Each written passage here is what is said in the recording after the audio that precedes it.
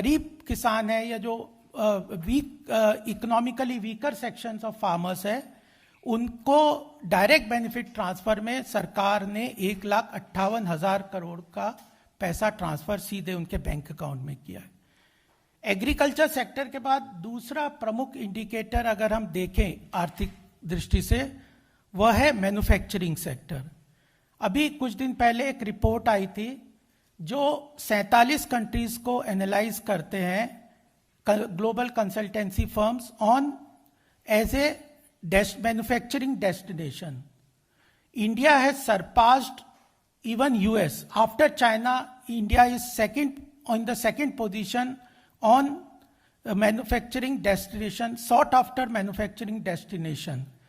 That is also an important factor. Manufacturing में जो सरकार का फोकस है कि हमारा manufacturing small, medium, large industries जो है वह रीजनल और ग्लोबल सप्लाई चेन के साथ इंटीग्रेट करे, वह स्टेप्स आगे बढ़ रहे हैं, उसका फायदा हो रहा है।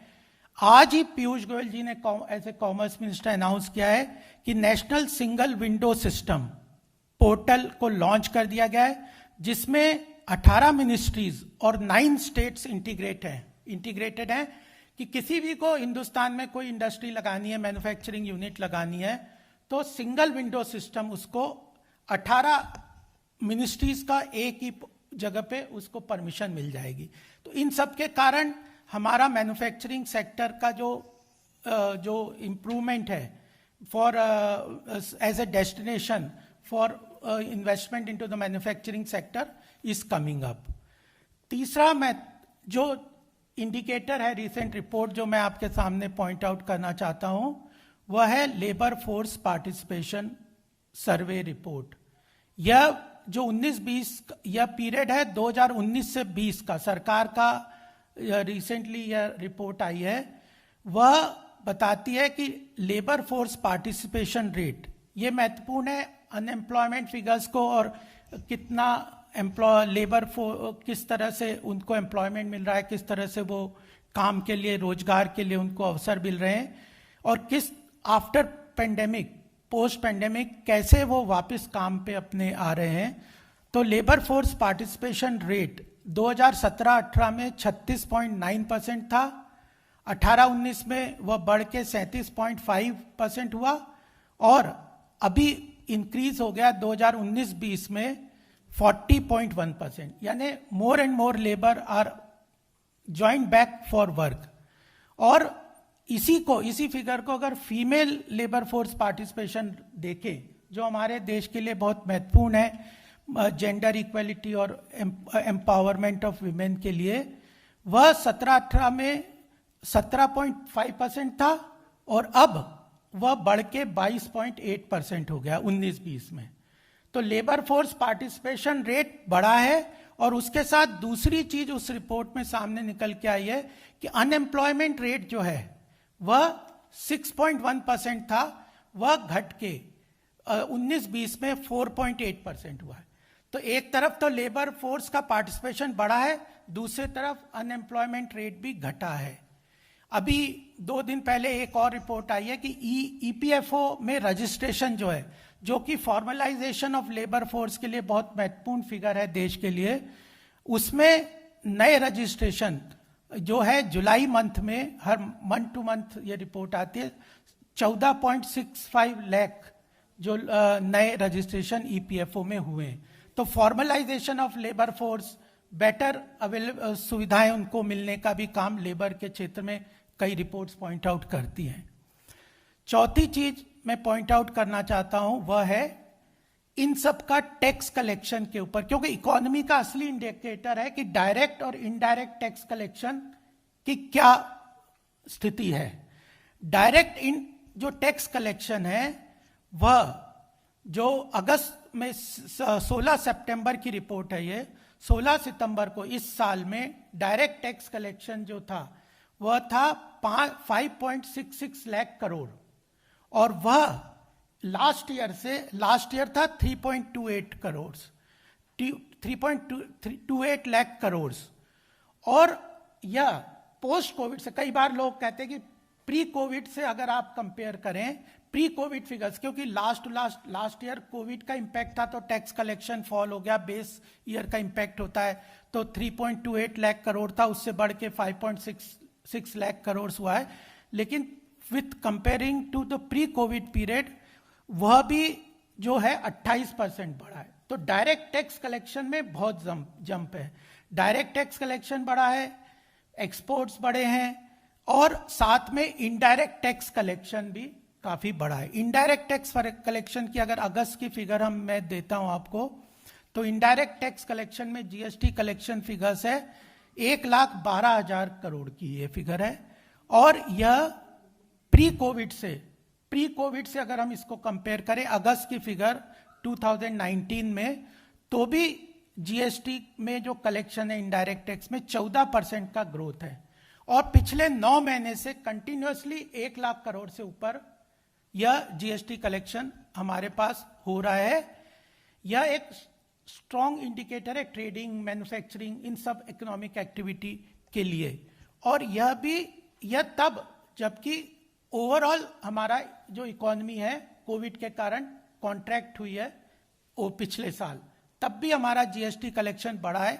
क्योंकि 2016 में जब भी इकोनॉमिक रिफॉर्म मेजर कोई आते हैं तो वो टाइम लैग से उनका इंपैक्ट आता है। तो 2016 में जीएसटी का रिफॉर्म्स आए थे, मेगा रिफॉर्म्स थे, सेकेंड जनरेशन रिफॉर्म्स के रूप में महत्वपूर्ण रिफॉर्म्स माने जाते हैं, उसका इंपैक्ट अब पॉजिटिव इतना तेजी से बढ़ने लगा है। 5th पॉइंट जो रिपोर्ट में आपके सामने लास्ट बताना चाहता हूं वो है एक ग्लोबल इनोवेशन इंडेक्स है।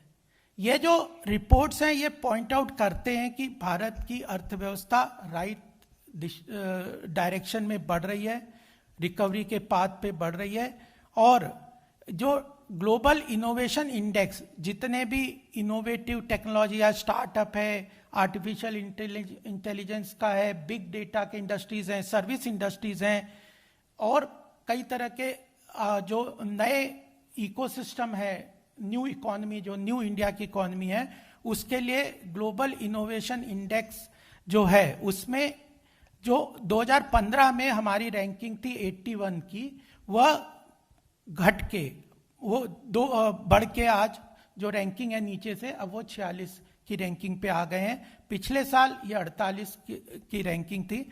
तो ग्लोबल इनोवेशन इंडेक्स में भी हमारा काफी इंप्रूवमेंट हुआ है, जिससे लिए न्यू इंडिया के लिए इन्वेस्टमेंट बढ़ने का काफी तेजी से रास्ता साफ हो रहा है।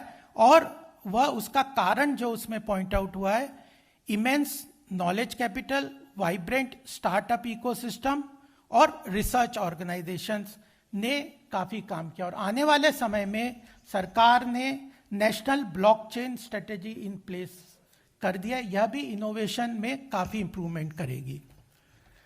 यह सारी चीजों के साथ एक्सपोर्ट ग्रोथ, तो मैं बताया कि जो एक्सपोर्ट ग्रोथ है, जो मर्चेंडाइज एक्सपोर्ट ग्रोथ है, वह भी अगस्त में 45.17% से इंक्रीज हुए हैं, और यह अप्रैल अगस्त 2020 में और में लगभग 66.92% से इंक्रीज हुए। तो एक्सपोर्ट में भी काफी बढ़े, एग्रीकल्चर एक्सपोर्ट में भी बढ़े, नॉर्मल मर्चेंडाइज एक्सपोर्ट्स भी काफी बढ़ गए हैं in this period.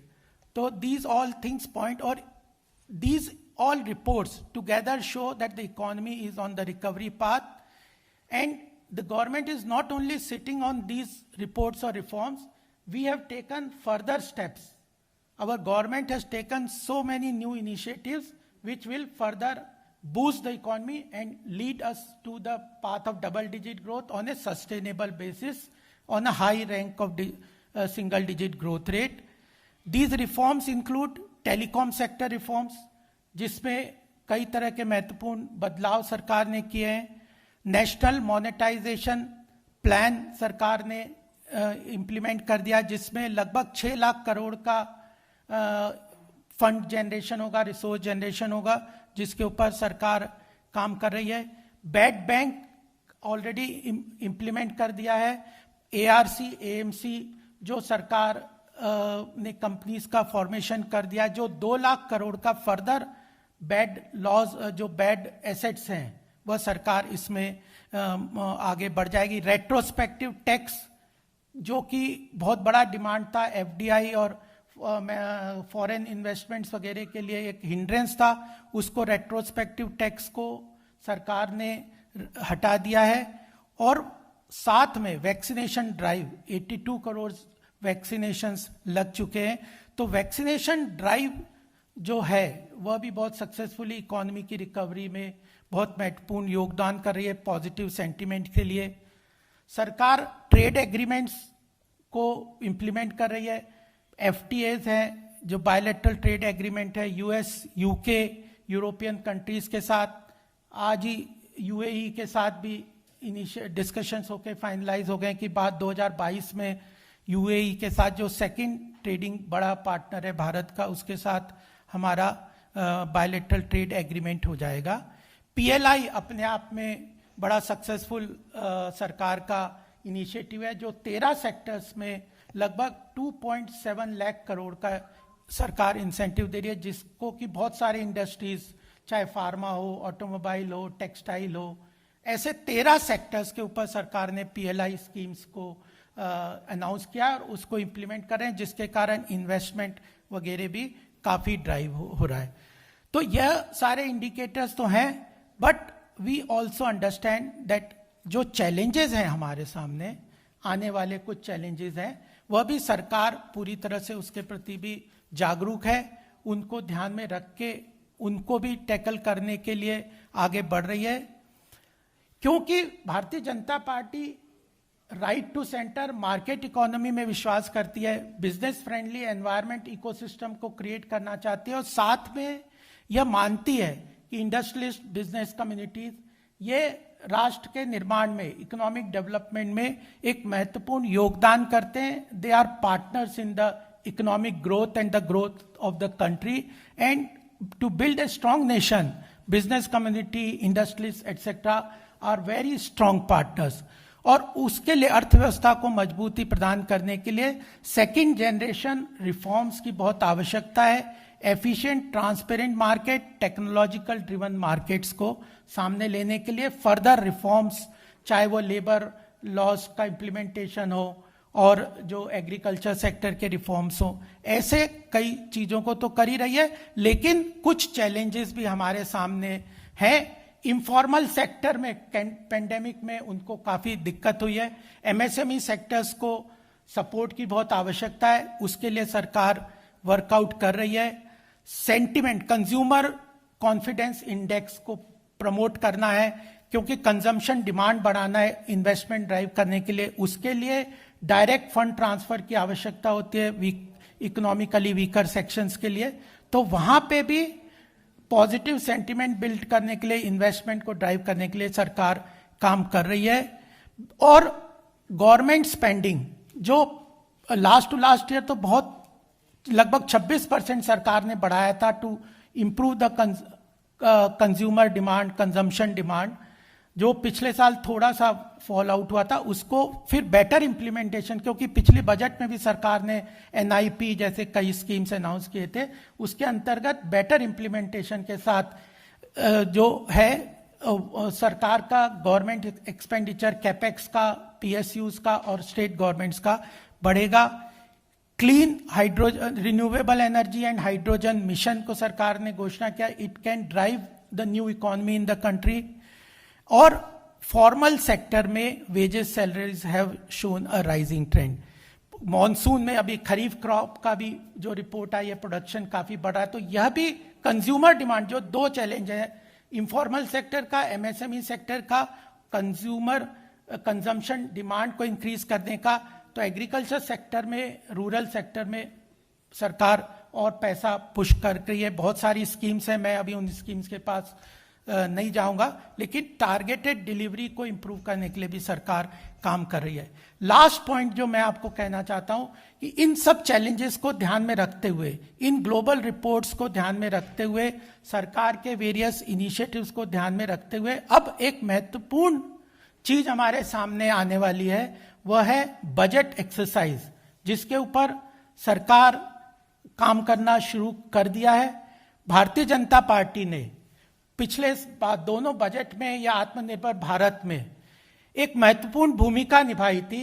Stake holders के साथ सीधे कनेक्ट करके, वेरियस सेक्टर्स के लोगों के साथ कनेक्ट करते हुए हम लोगों ने उनके एस्पिरेशंस, उनके सजेशंस इकट्ठे किए थे और वित्त मंत्री जी को सरकार के अलग अलग प्लेटफॉर्म्स के डिपार्टमेंट्स को वह प्रॉपरली रिपोर्ट के फॉर्म में भेजे थे और कई चीजें पॉजिटिव चीजों के सजेशंस को सरकार ने अप्रिशिएट भी किया था, इनकॉर्पोरेट भी किया था। तो उस तरह की मैसिव एक्सरसाइज भी पार्टी आने वाले बजट एक्सरसाइज पे लेगी।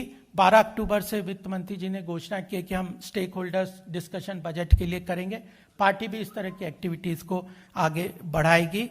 तो यह चीजें हैं। बजट एक्सरसाइज में हमारे पास फिर से काफी मौका है कि कुछ चीजें जो चैलेंजेस हम लोगों ने आइडेंटिफाई किए हैं उनको ध्यान में रखते हुए हम इन चीजों को, इकोनॉमी को और तेजी से आगे बढ़ाएंगे। प्रधानमंत्री जी का यूएस का अभी दौरा भी चल रहा है।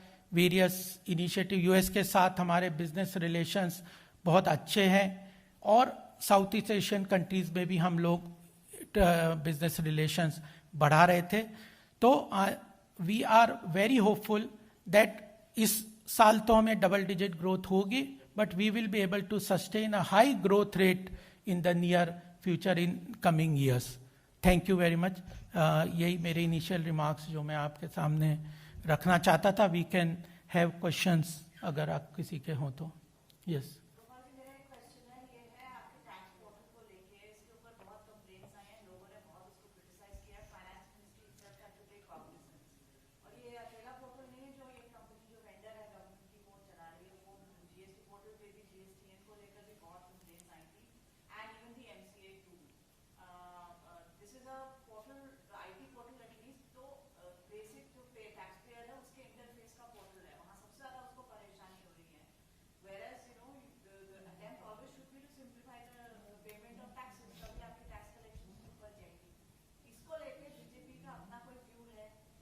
नहीं, देखिए, इसमें बीजेपी का व्यू, जो सरकार एक्शन ले रही है, निर्मला जी ने इन जो कंपनी है, प्राइवेट कंपनी है जो इस पोर्टल को मैनेज कर रही है, उनके साथ, सीईओ के साथ बात किया था। देखिए, इस तरह के टेक्नोलॉजी जब इंप्लीमेंट होती है, जैसे मैंने कहा जीएसटी में भी शुरू में प्रॉब्लम्स थे। टेक्नोलॉजी जब आप इंप्लीमेंट करेंगे, अगर इतने करोड़ टैक्स पेयर्स हैं, जितने उनके इंटीग्रेशन है, तो वो इनिशियल बॉटलनेक्स होते हैं।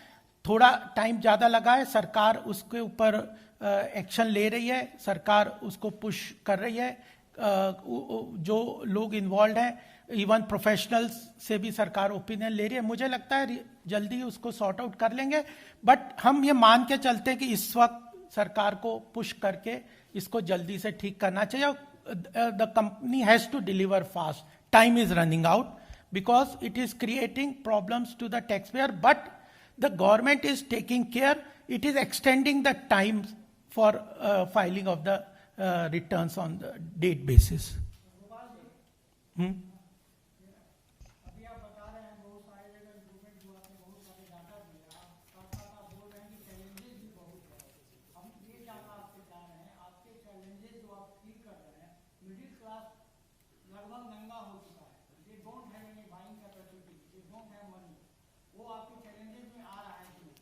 बिल्कुल, मैंने कहा पहली बात कि size of the cake also matter. केवल सरकार डिस्ट्रीब्यूशन इकोनॉमी पे बेस करके काम नहीं कर सकती।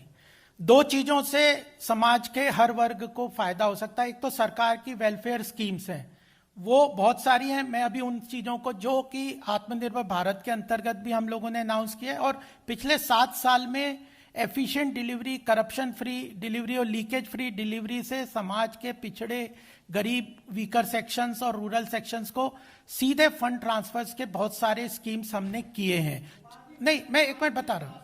हाँ, मिडिल क्लास के लिए भी एमएसएमई सेक्टर्स और सेल्फ एम्प्लॉयमेंट, एंटरप्रेन्योरशिप के साथ कम कर रहे हैं। एक चीजें आती हैं जहां पे भी, जो भी, चाहे ईएसआई है, पीएफ है, इन सब में भी सरकार ने काफी इनिशिएटिव्स लिए हैं।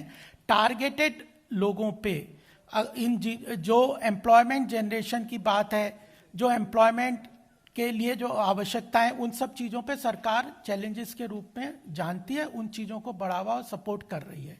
मिडिल क्लास की प्रॉब्लम देख रहे, पिछले बजट में भी जब आया था सरकार ने कई इनिशिएटिव लिए थे और आगे भी लेंगे। पार्टी ने भी सरकार को कहा था कि मिडिल क्लास को भी सपोर्ट की बहुत जरूरत है। नहीं, मिडिल क्लास अलग से, अगर अर्थव्यवस्था तेजी से बढ़ेगी। हाँ,